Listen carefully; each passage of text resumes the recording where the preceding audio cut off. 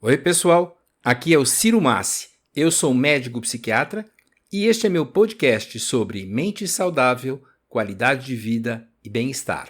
O assunto deste episódio é como cuidar da sua saúde em home office. Trabalhar em casa, claro, tem suas vantagens e desvantagens. Não existe solução que não traga novos problemas. E esses novos problemas são bem recentes mesmo, tão recentes, tão não esperados, que o Ministério Público do Trabalho publicou uma nota técnica alertando para alguns problemas que estão acontecendo, que não aconteciam antes nos ambientes de trabalho, mas que agora estão acontecendo. São 17 sugestões, várias delas são relacionadas ao horário, a quem paga a internet, cadeira, enfim.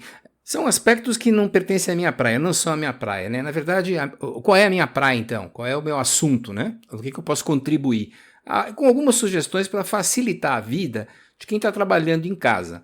Essas sugestões, elas estão baseadas em neurociências, em trabalhos científicos sérios. Então, assim, não tem nada de autoajuda, não é achismo, não é uma opinião pessoal minha. O fato é que nós nascemos sem manual do proprietário, especialmente de como é que o nosso cérebro funciona, né?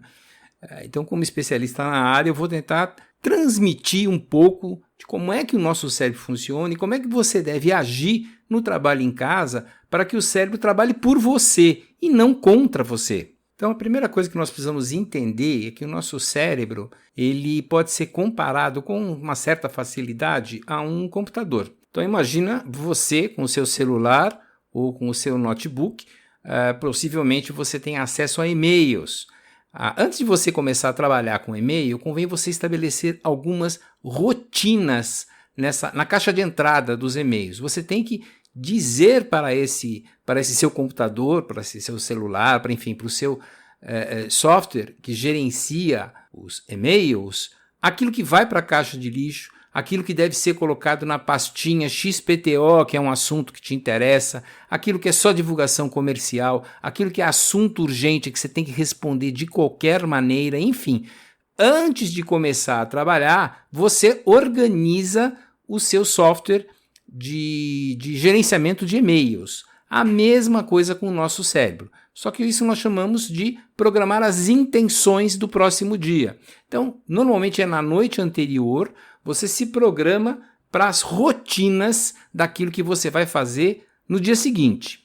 Todos nós já temos algumas rotinas bastante estabelecidas, tipo assim, eu acordo, vou escovar os dentes, faço xixi, talvez uma atividade física, e eu tomo café da manhã, barababá, enfim. Essas rotinas, elas ficam estabelecidas numa região do cérebro, chamada núcleos da base, que nessa pandemia, olha, bagunçou pra caramba. Então, tudo aquilo que pra gente era natural ser feito, um passo depois do outro, deixou de ser em muitas circunstâncias. Então, imagina uma rotina tranquila para quem dirige. Olha, eu vejo o sinal verde, eu acelero, eu vejo o sinal vermelho, eu freio. De repente você tem que parar para pensar, como alguém que está tirando carta de novo, mas espera um pouco, agora é vermelho, eu tenho que acelerar, eu tenho que frear. É mais ou menos isso que está acontecendo com as rotinas das pessoas em função da pandemia, porque ela bagunçou o modo de funcionamento do cérebro e você vai ter que informar novamente para o cérebro qual é a rotina ideal do seu dia a dia.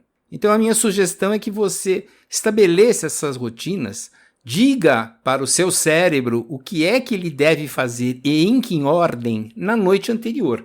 Essa rotina, claro, começa se perguntando, né, o que é muito importante, né? Não é o que é urgente. Vamos dividir primeiro o que é urgente do que é importante. Então eu vou já dizer para o meu cérebro, olha, coisa importante é uma coisa urgente é outra, eu vou ter que diferenciar isso. Ele começa a entender que você vai dar prioridades diferentes, ele vai ter que estabelecer rotinas diferentes para o que é urgente, para o que é importante.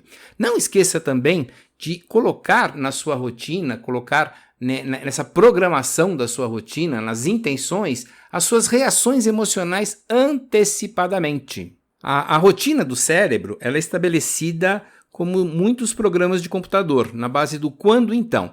Quando eu vejo alguma coisa urgente, eu reajo assim assado. Quando eu vejo alguma coisa importante, eu reajo dessa maneira ou daquela maneira. Quando eu encontro alguém que perturba a minha vida, porrinha a minha vida, me desafia, me critica, me irrita, eu reajo assim assado. Uma dica bem legal. Quando você estabelecer suas intenções no dia anterior, pense nas suas reações emocionais para os problemas, para os desafios que você já consegue antecipar para o próximo dia. E aí então começa o seu dia de trabalho. O que você deve saber a respeito do seu cérebro para tentar facilitar a sua vida no dia a dia? Em primeiro lugar, essa coisa de multitarefa, olha, caiu por terra. Isso não existe. O cérebro não consegue, repito, o cérebro não consegue dar conta de muitas tarefas ao mesmo tempo. Ele faz uma coisa, depois ele faz outra coisa, depois ele faz outra coisa.